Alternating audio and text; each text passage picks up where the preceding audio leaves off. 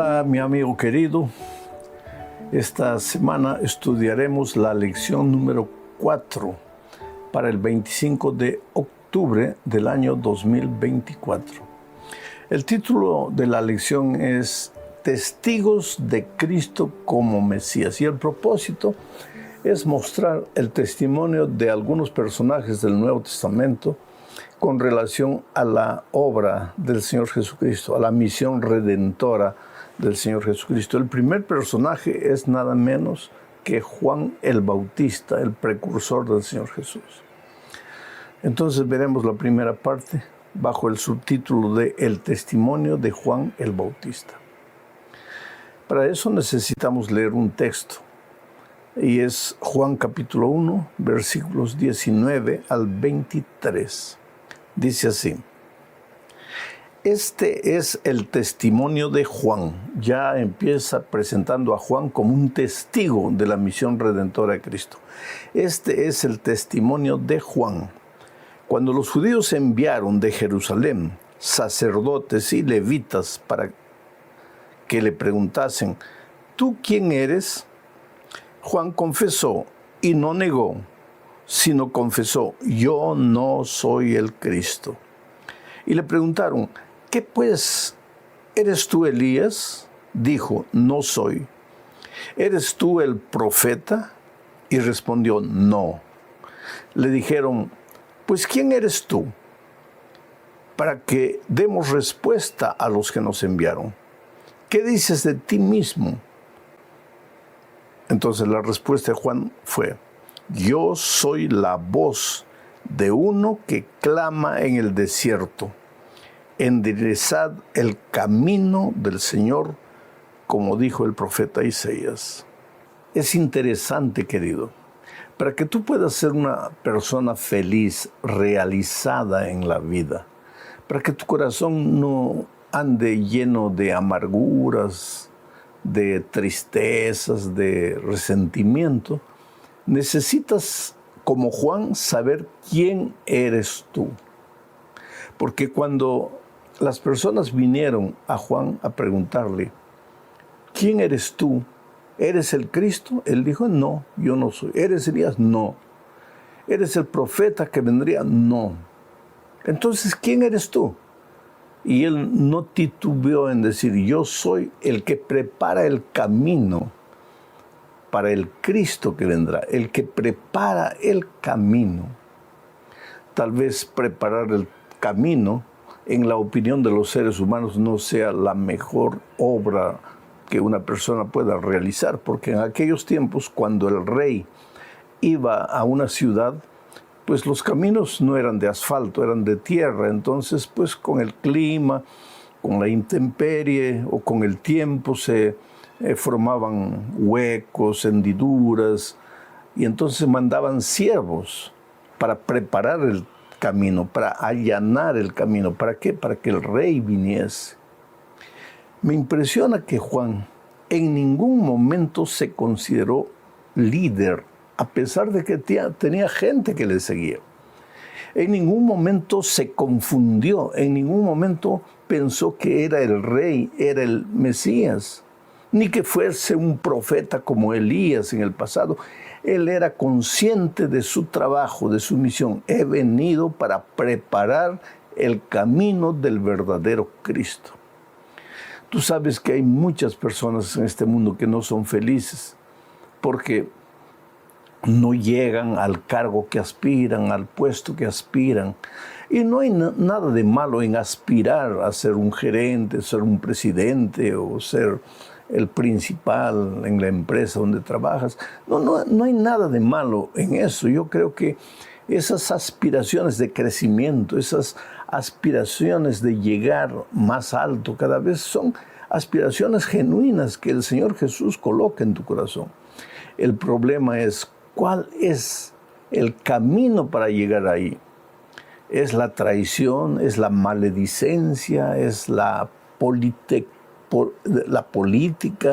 ¿Es la estrategia humana? ¿Urdir planes humanos? ¿Ser desleal? ¿Cuál es el camino para llegar a donde tú quieres llegar? Juan reconoció quién era en el momento. Dios lo había enviado para servir, para preparar el camino, y él se limitó a preparar el camino. La vida de Juan el Bautista es una vida inspiradora, porque murió de una forma anónima, lo decapitaron, pero en ningún momento él perdió de vista cuál era su lugar en esta tierra. Y yo te pregunto, ¿tú sabes quién eres o tú piensas que eres lo que no eres? ¿Tú sabes a qué has venido al mundo? ¿Cuál es tu papel? En tu opinión, ¿la misión que estás cumpliendo te parece muy irrelevante, sin importancia, insignificante? ¿O eres feliz haciendo lo que haces? Sabes, tu crecimiento en cualquier área de la vida va a depender de la fidelidad de tu trabajo, de tu servicio en las cosas pequeñas. Si no eres capaz de ser fiel en las cosas pequeñas, ¿cómo aspiras a lugares mayores? Este es un asunto que hay que ver. Juan fue uno de los testigos que entendía que el Señor Jesucristo era el Mesías que había venido a redimir al ser humano. Y no del poder político de Roma, sino del pecado. Y eso lo vemos en la segunda parte de este estudio, donde estudiaremos al Cordero de Dios. Aquí veremos que Juan levanta al Cordero de Dios, al Señor Jesucristo, y también habla de la misión redentora de Cristo. Leo entonces Juan capítulo 1, versículos 29, 30, 34, 33 y 34. Dice así: el siguiente día vio Juan a Jesús que venía a él y dijo. Bueno, antes de continuar con la lectura, quiero destacar dos pensamientos que yo encuentro en este texto. Primero, el siguiente día. Siempre hay un siguiente día, querido. Lo que tú estás haciendo hoy está bien para hoy, pero mañana es otro día. Si estás pasando por un momento difícil, recuérdate que es hoy, mañana el sol va a brillar.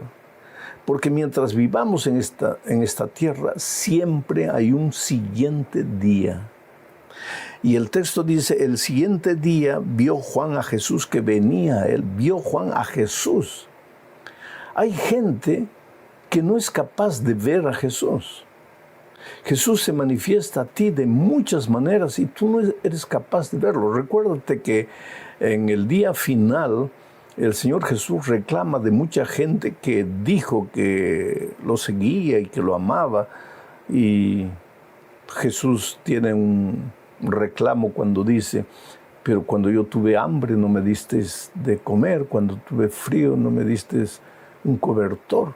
Y ellos preguntan, pero Señor, ¿cuándo te vimos con hambre? Y él dijo, cuando negaste un favor a los pequeñitos, me estabas negando a mí.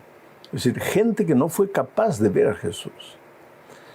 ¿Eres tú capaz de ver al Señor Jesucristo? Pues Juan fue. Entonces ahora vuelvo a leer el texto. El siguiente día Juan vio a Jesús que venía a él y dijo, he aquí el Cordero de Dios que quita el pecado del mundo. Por eso dije al inicio que Juan fue capaz de ver la misión redentora de Cristo. Porque esa expresión, he aquí el Cordero de Dios que quita el pecado del mundo, tenía que ver mucho con el Cordero que todos los días era sacrificado por Israel. Porque cuando los israelitas pecaban, de acuerdo con la ley de Moisés, deberían llevar un corderito al santuario, confesar sus pecados, colocando la mano en el cuerpo del corderito, y después el mismo israelita debería cortar el pescuezo del cordero. Te puede parecer muy cruel, muy sanguinario, pero la lección que Dios quería enseñarnos es que nuestros pecados tienen consecuencias. La paga del pecado es la muerte.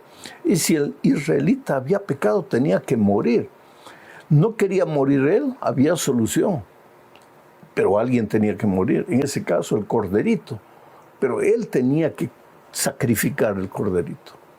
Ahora, cuando Cristo vino, Él vino para acabar con los símbolos. ya no serían más necesarios corderitos que simbolizaban al verdadero Cordero de Dios que quita el pecado del mundo. Los israelitas no entendieron eso. Recuérdate que en la lección pasada estudiamos que Jesús vino a los suyos y los suyos no lo recibieron porque no lo entendieron nunca. Pero Juan lo entendió. Juan conocía cuál era el papel de él, Juan, como precursor, como preparador del camino, pero también sabía cuál era la misión del Señor Jesucristo. Por eso cuando vio a Jesucristo, dijo, he aquí el Cordero de Dios que quita el pecado del mundo.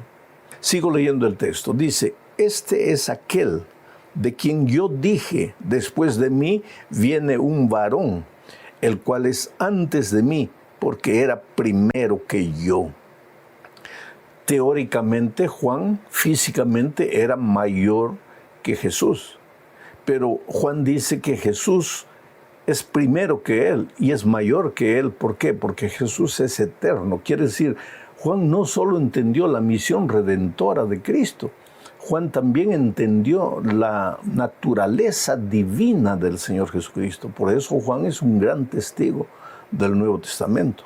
Sigo leyendo el texto. Dice, y yo no le conocía a Jesús, pero el que me envió a bautizar con agua, ¿y quién es ese? Dios. Aquel me dijo, sobre quien veas descender el Espíritu y que permanece sobre él, ese es el que bautiza con el Espíritu Santo. Y yo le vi y he dado testimonio de que este es el Hijo de Dios. Bendito Juan el Bautista, que fue capaz de ver la divinidad de Cristo y la obra redentora de Cristo. Bendito Juan el Bautista, que fue capaz de entender que los corderitos del Antiguo Testamento eran apenas símbolos y que ahora había venido el Cordero de Dios. Y bendito Juan el Bautista, que fue capaz de levantar al Cordero, porque la promesa de Jesucristo es, cuando yo fuere levantado, a todos atraeré a mí mismo. Cada vez que tú prediques un sermón o enseñes la lección de la escuela sabática y levantes al Señor Jesucristo, las personas serán atraídas, no a ti, al Cristo que tú levantas. Pero Jesús tiene que ser el principio, el medio y el fin de nuestra enseñanza. Tú puedes enseñar el tema que tú quieras, pero el centro de tu mensaje tiene que ser Cristo. Tienes que relacionar cualquier tema que tú enseñas con el Señor Jesucristo. Vamos a la tercera parte de este estudio, hablando de los dos discípulos de Juan que siguieron al Señor Jesucristo. Entonces leemos ahora Juan 1, 35 al 39. Dice así: el siguiente día, otra vez estaba Juan y dos de sus discípulos. Y mirando a Jesús que andaba por allí, dijo: he aquí el Cordero de Dios. Le oyeron hablar los dos discípulos y siguieron a Jesús. Y volviéndose Jesús, viendo que le seguían, les dijo: ¿qué buscáis? Ellos le dijeron: Rabí, que traducido es maestro, ¿dónde moras? Les dijo: venid y ved. Fueron y vieron dónde moraba, y se quedaron con él aquel día, porque era como la hora 10:00. En este texto que acabo de leer hay algunos pensamientos interesantes. Juan levantó al Cordero. He aquí el Cordero de Dios que quita el pecado del mundo. Y los dos discípulos que estaban con Juan siguieron a Jesús. Este es el resultado cada vez que tú levantas a Cristo en tu mensaje, en el estudio bíblico que des, en la doctrina que presentes, no importa. Cada vez que tú levantas a Jesús, las personas no se oponen, las personas siguen a Jesús. Existe en Jesús algo maravilloso que la mente humana no puede entender. Algunos teólogos le llaman la atracción de la cruz. Su amor constriñe, su amor conquista, su amor cautiva. Cada vez que tú levantes al Señor Jesucristo, las personas serán atraídas al Señor Jesucristo. Y estos dos discípulos de Juan fueron los primeros dos que siguieron al Señor Jesucristo. Ahora, cuando lo estaban siguiendo, dice el texto que Jesús paró y les preguntó: ¿qué quieren? ¿Qué es lo que buscan? Y ellos le dijeron: Rabí, ¿dónde moras? ¿Dónde vives? ¿Dónde habitas? Y el Señor Jesucristo no se detuvo en discusiones teológicas, simplemente les dijo: venid y ved. El mayor testimonio en favor del Evangelio no es la teoría, no es la palabra, es la experiencia. Las personas no tienen que oír tus palabras, tienen que verte. Jesucristo les dijo a ellos: venid y ved. Y ellos fueron. Y el resultado, el texto dice: y ellos se quedaron todo el día con el Señor Jesucristo.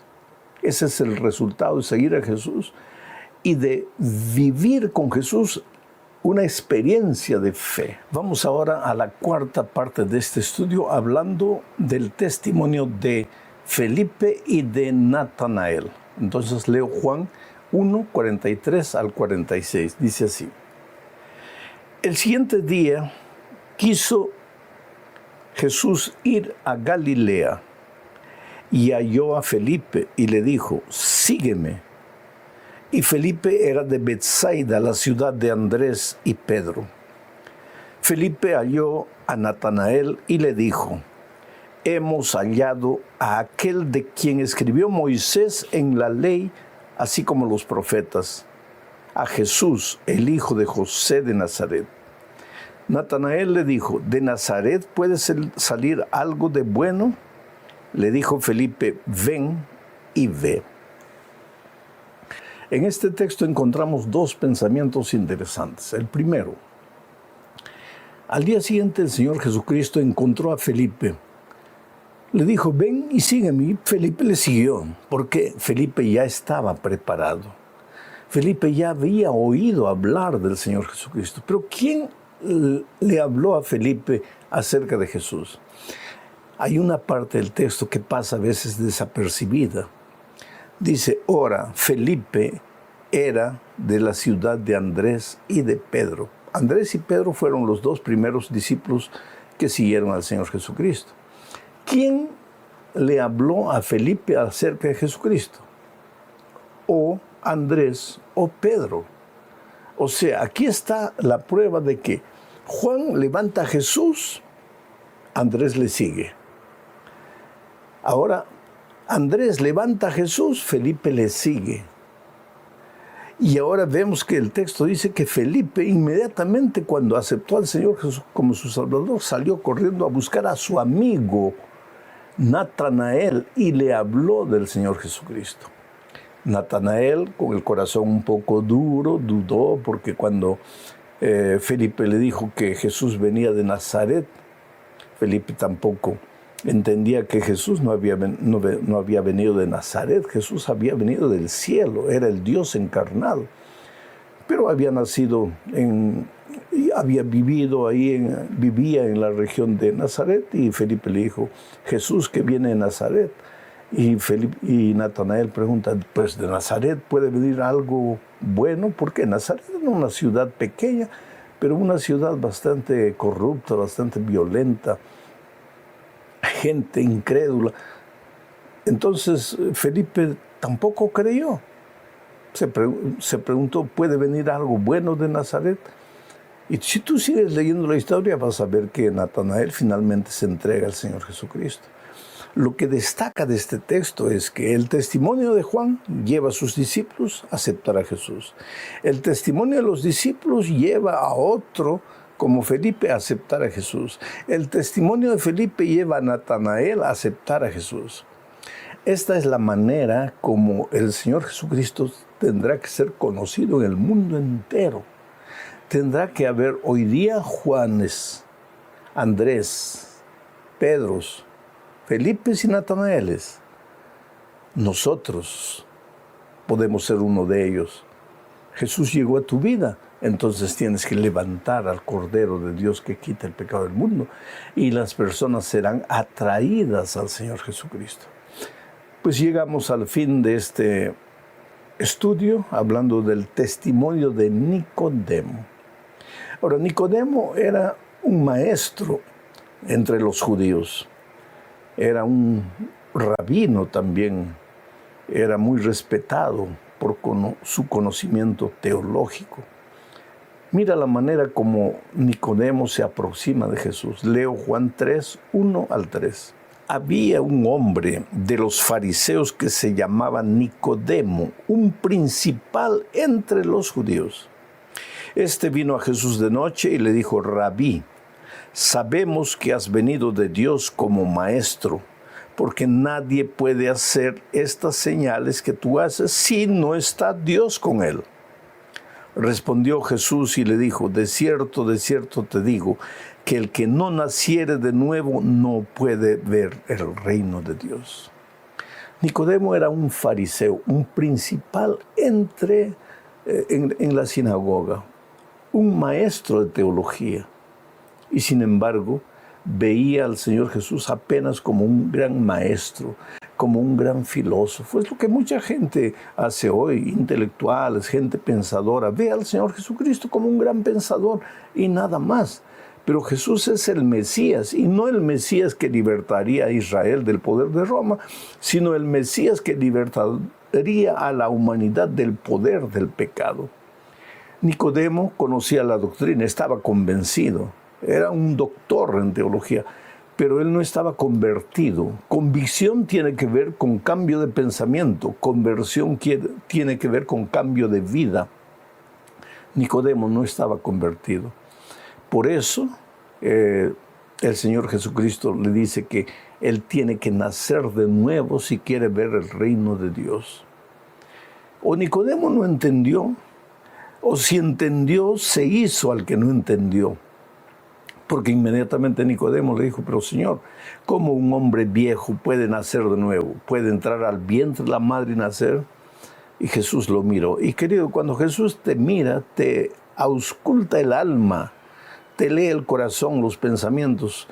Tú puedes fingir, aparentar, usar el sarcasmo delante de los hombres, pero no delante del Señor Jesucristo. Él conoce lo que estás pensando.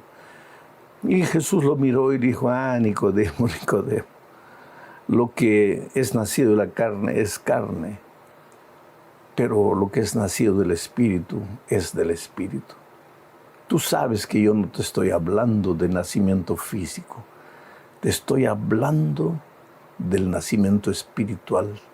Tu cabeza está llena de teoría y de conocimiento, pero tu corazón está vacío, porque tú nunca pasaste por la experiencia de la conversión. Y tú sabes que hoy hay mucha gente, inclusive dentro de la iglesia, que tiene la cabeza llena de teoría. Son maestros de la doctrina, pero nunca han tenido un encuentro personal con Jesucristo. Y querido, la experiencia cristiana nace a partir del momento en que te encuentras con Cristo. Nicodemo no fue capaz, al principio del diálogo con Jesucristo, no fue capaz de ver a Jesús como el enviado de Dios. Más tarde sí, pero no al principio. Y cuando Cristo murió, Nicodemo, junto con José de Arimatea, reconoció públicamente, ahora sin vergüenza, porque cuando buscó a Jesús la primera noche, buscó a Jesús amparado por las sombras, porque no quería ser visto. Como él, Nicodemo, el fariseo, el principal del Sanedrín, tendría que buscar al Señor Jesucristo. Pero ahora, cuando Jesús murió, él le entregó abiertamente el corazón. Y con toda seguridad encontraremos a Nicodemo en el reino de los cielos.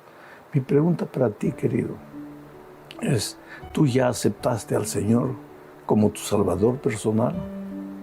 ¿O tú solamente buscas la teoría, el conocimiento que satisface tu hambre intelectual, pero no satisface tu hambre espiritual?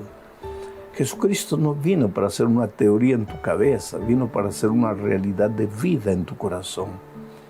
Ábrele el corazón a Jesús, sigue a Jesús y vuélvete un testigo de la misión redentora del Señor Jesucristo. Un abrazo, que Dios te bendiga.